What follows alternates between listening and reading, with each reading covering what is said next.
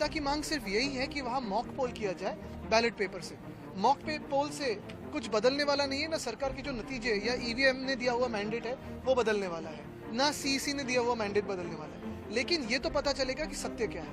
ये देश सत्यमेव जयते पे चलता है, सत्तामेव जयते पे नहीं। सत्तामेव जयते पे चीफ इलेक्शन कमिश्नर चल रहे हैं।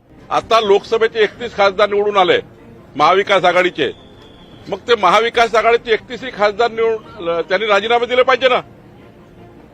तुम्ही खोटारडेपणा करण्याकरता त्या ठिकाणी अशा प्रकारचे उद्योग सुरू केले, मग महाविकास आघाडीचे जे लोक ईव्हीएमवर निवडून आले, ईव्हीएमवर जे लोक निवडून आले त्या सर्वांनी राजीनामे दिले पाहिजे। 2 मागण्या केल्या। पहिली मागणी मी केली की तुम्ही एक 10, 15, 20 मशीन सगळा सेट जो संच जो आहे 3-4 मशीनचा, असे 10-15 संच तुम्ही लोकांना द्या। आंतरराष्ट्रीय ज्युरी म्हणजे आम्हाला द्या असं म्हणत नाही मी, तर आंतरराष्ट्रीय ज्युरी एक्सपर्टची, इंजिनियरची, त्यामध्ये त्यांना सगळं तपासू द्या, त्यांना सर्किट डायग्राम द्या, त्यांना सॉफ्टवेअरचा सोर्स कोड द्या, त्यांना सगळे मशीन द्या आणि त्यातून त्यांना अभ्यास करू द्या। दुसरी मागणी माझी आहे की तुम्ही करत नसाल तर पर्यायी महाराष्ट्र विधानसभेच्या निवडणुकीमध्ये 100% व्हीव्हीपॅटची चिठ्ठ्या मोजा, 100%। माझी मागणी आहे की खरंच तुम्हाला जर निवडणूक प्रक्रियेमध्ये, इलेक्ट्रॉनिक मशीनच्या निवडणूक प्रक्रियेमध्ये विश्वास जनतेचा निर्माण व्हावा किंवा जी शंका आहे ती शंका समाप्त व्हावी असं वाटत असेल तर 100% मोजणी करा। त्यांनी जनतेचं ऐकावं, कार्यकर्त्यांचं आणि खोटं सांगणाऱ्या नेत्यांचं ऐकू नये।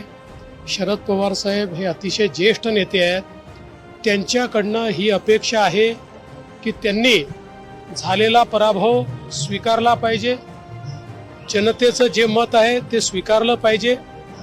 विनाकारण लोकशाहीवरनं लोकांचा विश्वास उठेल, लोकशाही प्रक्रियेवरनं लोकांचा विश्वास उठेल, अशा प्रकारची कारवाई किमान शरद पवार साहेबांनी तरी करू नये अशी आमची अपेक्षा आहे।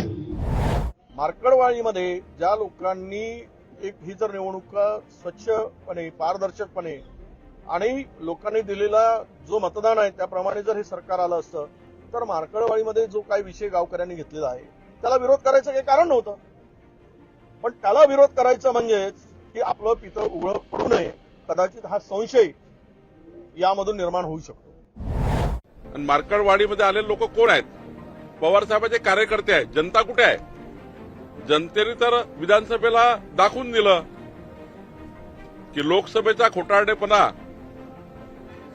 जो होता तो जनतेने नाकारला आणि विधानसभेला जनतेने आम्हाला भरभरून मतं दिले आहेत। जो मार्कंडवाड़ी में जो शुरू हुई वो पूरे महाराष्ट्र की भावना है और आज मॉक पोलिंग को भी अगर चुनाव आयोग विरोध करती है, सरकार विरोध करती है, उसके पीछे का कारण ही है कि ये सरकार गड़बड़ी से आई हुई है, लोगों के वोटों को चुरा के आई है, ये साबित करती है। सरकार ने भावना ये भूमिका लेना चाहिए कि हाँ मॉक पोलिंग हो रही है ना तो होने दो गांव में मॉक पोलिंग, समझने दो एक बार क्या हुआ।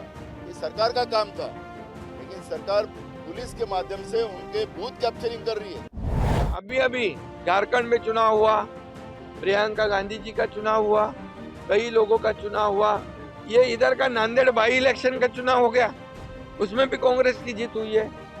तो ये सब जब उनकी जीत होती है तो ये ईवीएम अच्छी है, उनकी जीत होती है, उनके बाजू से निकाल होता है तो इलेक्शन कमीशन के निर्णय अच्छे होते हैं, उनके बाजू से अगर फैसला होता है तो सुप्रीम कोर्ट अच्छा होता है। अगर सही फैसला सुनाने के बाद तुरंत वो एजेंसी, वो यंत्रणा गलत हो जाती है, गलत उसको साबित किया जाता है। ये पिछले कई सालों से शुरू है। मुझे लगता है कि उनको अगर ईवीएम पर विश्वास नहीं है तो कांग्रेस के, राष्ट्रवादी कांग्रेस के और शिवसेना उद्धव ठाकरे के, शरद पवार, उद्धव ठाकरे, इनके जितने सांसद हैं और जितने थोड़े बचे कुचे एमएलए हैं, सभी ने प्रोटेस्ट में रिजाइन कर देना चाहिए, क्योंकि इन्हीं ईवीएम से वो जीत के आए हैं। उन्होंने तुरंत अपनी सीट को वैकेट कर देना चाहिए और वहाँ पे री इलेक्शन होने देना चाहिए, क्योंकि वो खुद ही मानते हैं कि उनको गलत तरीके से वो उनकी विजय हुई है।